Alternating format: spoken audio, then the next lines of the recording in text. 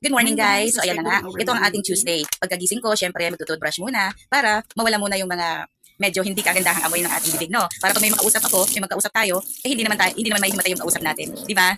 So ayan, nagtutoothbrush na po ako dyan. Kailangan malinis tayo sa ating katawan, guys. Toothbrush lang ng toothbrush si madam. Diyan po nagsisimula ang ating morning routine. Dahil ang anak ko nag-request na ihatid ko siya. So pagkatapos dyan, syempre guys, bubuksan natin yung ating bintana para pumasok naman ang swerte. Yan. Tinaas ko lang yung aming mini blind. Then bubuksan ko yung aming bintana. Pumasok na si Haring Araw. Pumasok na ang liwanag ni Haring Araw. Pumasok na ang swerte dyan, guys. Then binuksan ko rin yung aming pintuan. Pagkatapos niya, nagdilig naman ako ng aming mga halaman. Para naman, alam niyo naman, ang init-init ngayon, no? Dapat madiligan din ang ating mga halaman. Kasi katulad ng tao, kailangan din nila ng tubig para mabuhay.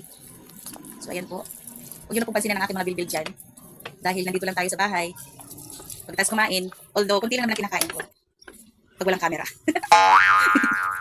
So ayan, dinidiligan natin ang ating mga halaman. Well, ang gamit ko lang dyan ay bote ng soft drinks. At least, di ba, nare-recycle natin. Kalusot pa ako, no? So ayan, didilig po tayo.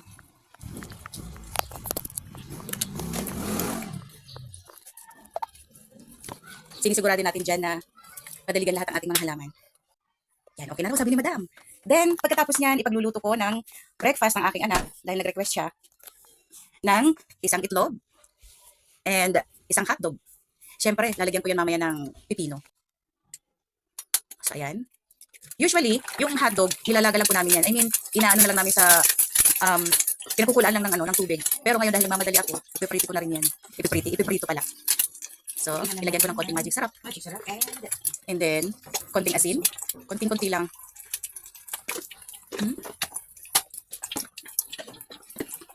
Antayin lang natin hanggang maluto. So, ayan. Huwag nyo nang pansinin dyan guys yung aking kawali. Medyo nagkaroon ng kulay yan kasi napabayaan ko ng isang araw na habang nagpiprito ako ng isda. Hindi umuusok na pala. Goodness. Ay dumating kasi dito na parcel. Tinawag ako. Pagbalik ko, umuusok na pala ang lakas pala ng apoy ko. Buti na lang hindi nasunog ang bahay namin, di ba? Kung hindi lang sunog ang bahay, ang unit namin, napalayas pa kami dito. So, ayan, niluluto ko na po dyan yung hotdog. Sa anak ko lang po yan kasi ang akin, iba po ang kakainin ko. Pag walang pasok naman ang anak ko, hindi ko naman siya nilulutuan ng hotdog at saka itlog. At saka hindi ko rin yan inaaraw-araw sa kanya. Kasi nga, syempre alam nyo na, ang hotdog, ayan, muntik pang matapon. Masunog. Yun. So, inahanda ko na po dyan yung breakfast ng aking anak. Uminom muna ako ng aking tsaa dyan para healthy naman ang aking pangangatawan.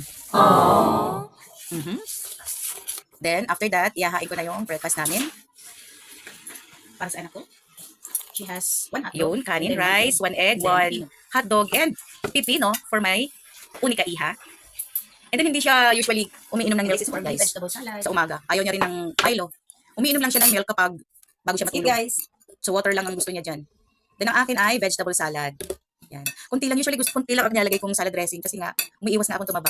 Jesus, umiiwas para tumaba. Uwi mamaya na. Hindi ko na alam guys, bakit tumataba pa rin ako? Kunti lang naman ang kinakain. Kahit anong oras? Siguro sa tulog. Kasi sinusulit ko nga ang bakasyon na to. Malapit na naman ang pasukan. My goodness. So, ayan. Ilagyan ko na po yan ng salad dressing. Sinisimot ko na yung salad dressing. Kasi medyo matagal ko na yung tinimpla. Baka masira pa. So, ayan. Sabi ng anak ko pala, para na raw akong anong kambing, puro dahon-dahon yung aking mga kinakain. Ayan. So after ko dyan kumain guys, nag-request yung anak ko, na-edit ko siya sa toll gate. Kasi walang daddy niya. So wala siyang choice. Magmamotor lang kami. Although mainit, mag-helmet na lang kami. Siyempre, kailangan namin mag-helmet kung hindi huliin kami. So ayan, kumain na po tayo dyan. Ang sarap ng kain ko dyan. Hindi naman ako nagsasawa talaga sa vegetable salad. Minsan hindi ako kumakain ng solid food. Kagaya niyan, vegetable salad sa morning or any food. Lalo na pagkain, hindi ako usually kumakain yan. So minsan, pag nagsasawa ako ngumuya, blend ko yan.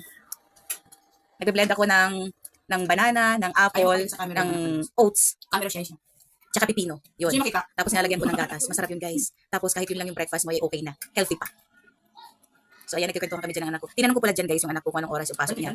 Sabi ba naman niya kahit anong oras? Pwede ba yun? Ang sarap po rin sa singit, no? Sabi ko, baka naglalakwatsa ka lang.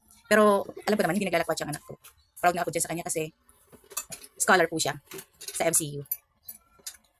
So kahit hindi ko, medyo guilty nga ako guys kasi kahit hindi ko masyadong natututukan yung anak ko dahil sa trabaho ko, Alayo mo. nagpupursige siya. So very proud parents kami ng aking husband. So, So that's it guys. Thanks for watching. Umuya-muya si madam. So ayan. Tapos na. Thanks for watching guys. Have a blessed day. Have a nice day.